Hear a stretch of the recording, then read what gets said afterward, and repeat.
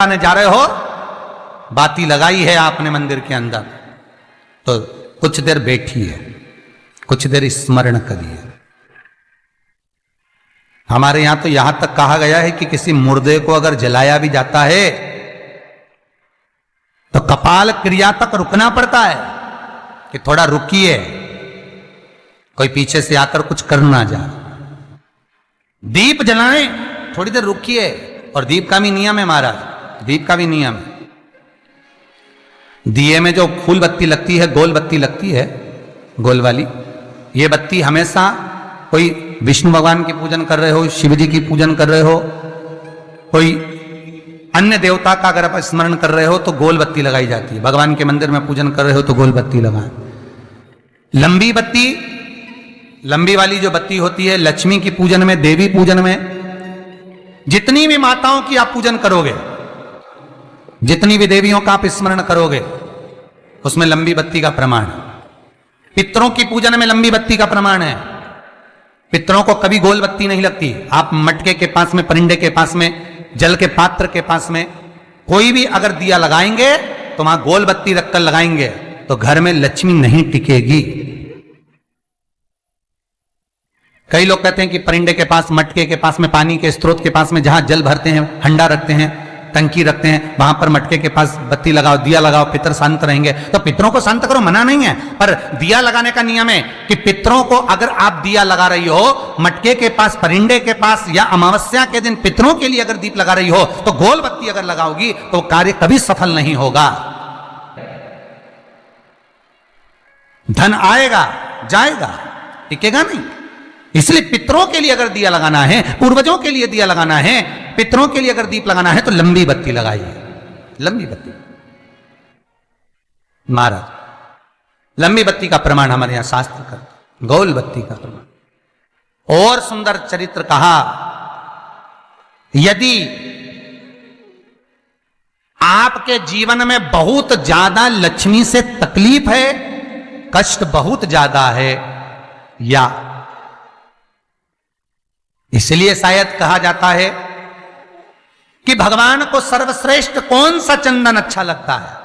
आपको पहले भी कथा में कहा, आगरा की कथा अगर किसने सुनी होगी तो उसमें वर्णन किया है।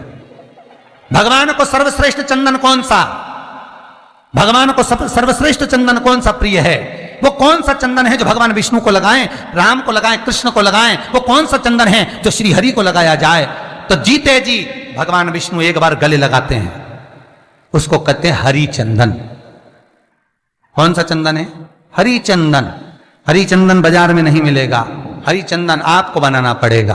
कैसे बनाना है?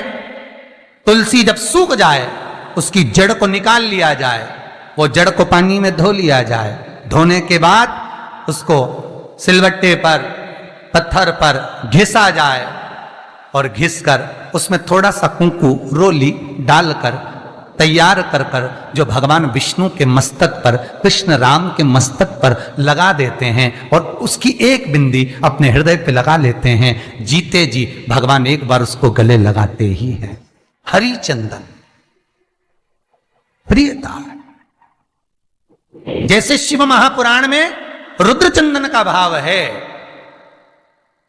शिव महापुराण में रुद्र चंदन का प्रमाण दिया जाता है। अगर आपने लिंग पुराण पढ़ी हो तो उसका 5वां स्कंद अवश्य पढ़िएगा महाराज, और शिव महापुराण अगर पढ़ रहे हो तो उसका कुमार खंड पढ़िएगा जिसमें रुद्र चंदन का प्रमाण है। रुद्र चंदन कैसा, रुद्र चंदन का प्रमाण कैसा?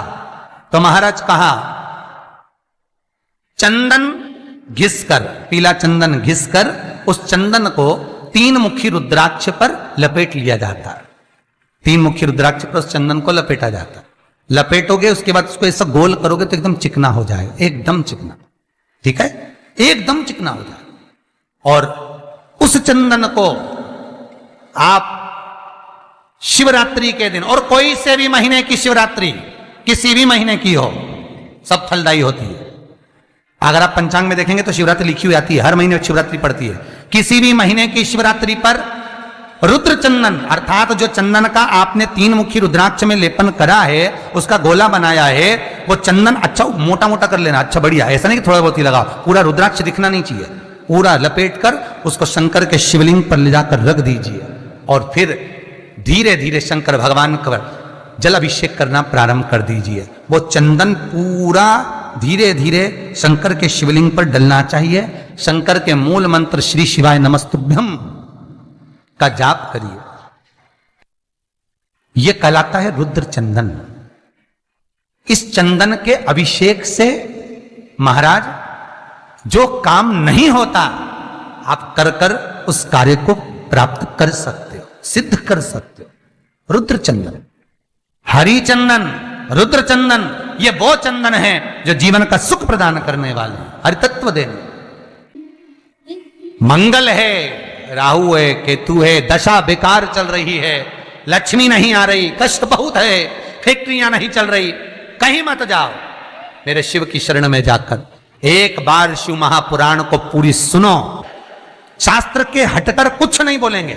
जो शास्त्र सम्मत है स्कंद पुराण में, विष्णु पुराण में, नर्मदा पुराण में, लिंग पुराण में, शिव महापुराण में, भविष्य पुराण में जितनी जितनी बातें लिखी होती है उसको छाट छाट कर लेकर आते हैं, आपको बता देते हैं कि आप ये कर लो, उससे फायदा मिल जाएगा। कोई ज्योतिषी नहीं, कोई कुछ नहीं, बस केवल भजन करो, शंकर का अनुमोदन करो और विश्वास रखो शंकर पर, तो किसी को 1 रुपया देने की जरूरत नहीं पड़ेगी।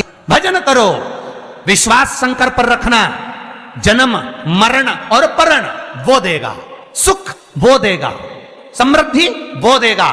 जिसके घर में बहु रिद्धि सिद्धि हो, जिसके घर में अमोद और प्रमोद पोते हो, जिसके घर में शुभ और लाभ दरवाजे पर बेटे बनकर विराजमान होते हो, जिसके घर में स्वयं अखंड सौभाग्य देने वाली पार्वती हो, जिसके घर में लक्ष्मी देने वाली लक्ष्मी बेलपत्र के पेड़ के नीचे झाड़ू लगाती हो, जो स्वयं सरस्वती को स्वर प्रदान करता है वो शंकर है।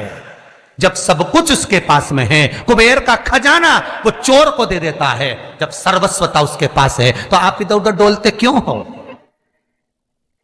क्यों डोलो? उस पर विश्वास रखो। वो शंभु, वो शंकर, वो त्रिकालदर्शी, वो कैलाशी, वो अविनाशी सुख देगा, आनंद देगा। पाने का तरीका केवल उसको रिझाओ। जो मंदिर आपसे दूर हो, जिस मंदिर में कोई नहीं जाता, जिस मंदिर में कोई दिया तक नहीं लगाता, उस मंदिर में तुम जाओ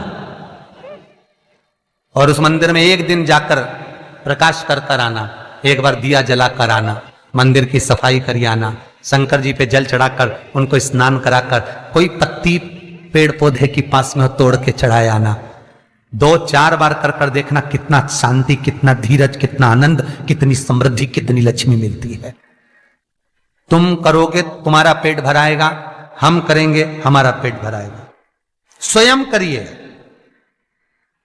तो ब्रह्मलोक के देवता ब्रह्मा हैं, बैकुंठ के देवता भगवान विष्णु हैं, और मृत्यु लोक का अगर कोई देव है तो वो महादेव है, केवल शंकर,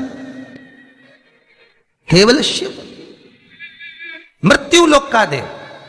अभी एक विचार करो, तुम्हारे घर में अगर थोड़ी सी तकलीफ आई तो सबसे पहले अमेरिका में लड़का रह रहा वो आएगा क्या? पूना में बच्चे रह रहे हैं वो आएंगे क्या? इंदौर में बेटी रह रही वो आएगी क्या? उज्जैन में कोई रह रहा है वो आएगा क्या?